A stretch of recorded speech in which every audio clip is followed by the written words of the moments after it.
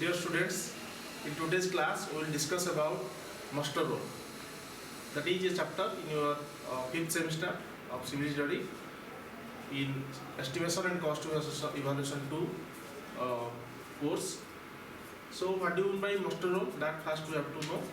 Mustor rule is a statement in which daily attendance of laborer is recorded and it has to be maintained by the SDO or the work supervisor for payment of daily wages to the laborers engaged in various construction activities. So the attendance, as we all know, the attendance of laborers is kept in Mustor rule in the form number 21 by the overseer or his authorized agent as work supervisor. The attendance of the laborer is checked and initialed by the SDO or the divisional engineer frequently during this visit. So whenever the SDO visits any site, he has to sign in the Mustor rule.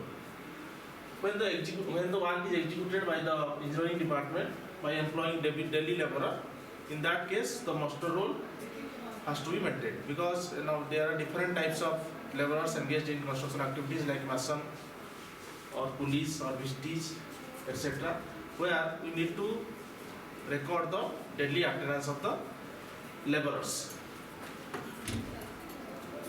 So when the Mustor rule is closed for payment of the work done, during the period are measured and entered in the MP. So whenever a work has been completed and Mustor rule has been closed, then it must be entered in the measurement book or MP.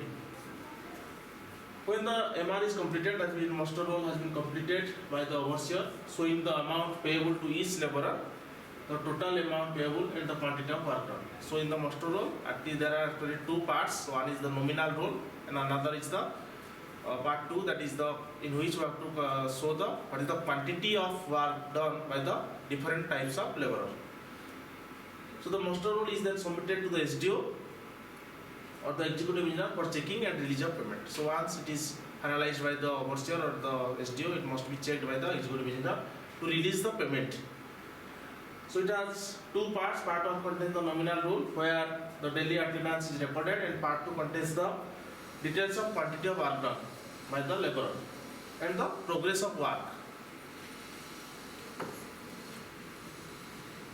So part 1, what does it contain? It contains the columns for name of the laborer, his designation. Designation means what are the type of laborer, whether it is a mason, whether it is a vistage, whether it is a plumber, or it is an electrician, or whether it is a tiler. So everything that you have to mention against each name, and then his father's name and the dates of attendance. This is important because on which date the work has been completed by the corresponding labor, that you have to mention. And their rates, their ready rates, and the total amount for each. Total amount means you have to multiply the rate with the number of days he has worked. And at the last there is a signature of the person who is taking the attendance. He may be the work supervisor or the each authorized agent, and the signature of the officer who is making the payment, that means the paying officer, and each column should duly filled out. That means you cannot take the measurement at the site and make the reading in the or record the reading in the office. You cannot do like this. So you have to duly it has to be filled out. That means at the site itself you must record the attendance. So Mustor rule is never made in duplicate. This is very much important, that you never make the duplicate copy of the Mustor rule. It must be always original, and entries should be made in such a way that it cannot be possible to interpolate or to alter them. The entries should be made in such a way that it should not be corrected in the future.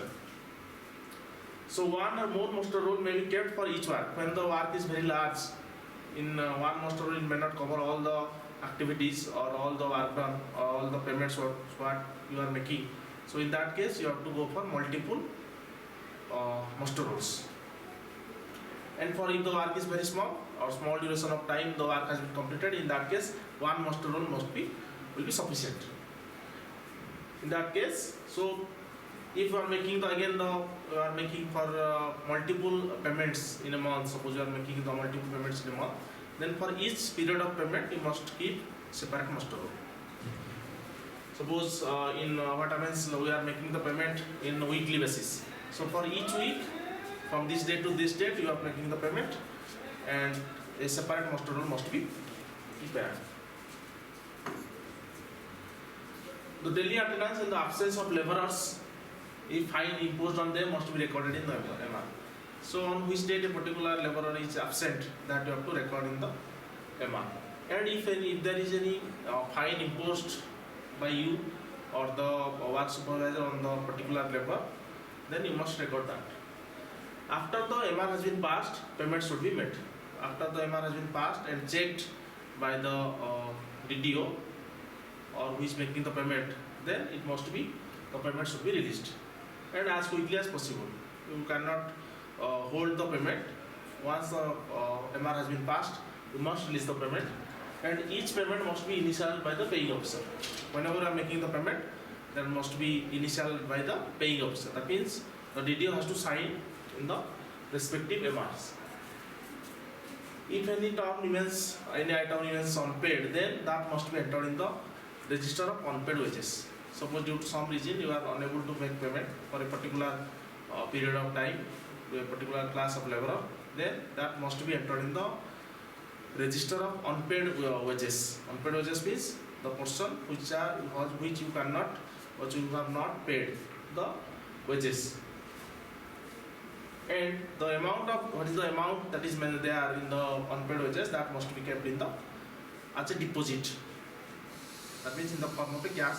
So whenever the work has been completed or you have satisfied with the work, then you release the payment by making the MR. And that entry must be done in the register of unpaid wages. That means which portion you have left or left for the unpaid wages item, that must be signed there. Whenever you release the payment, you must update that status in that register. So this is in nutshell about what is a muster roll. So this type of question, what is a muster roll, write short notes on muster roll, that may be asked in the semester examination as short note. So you must write these few points for the exam. So thank you for watching.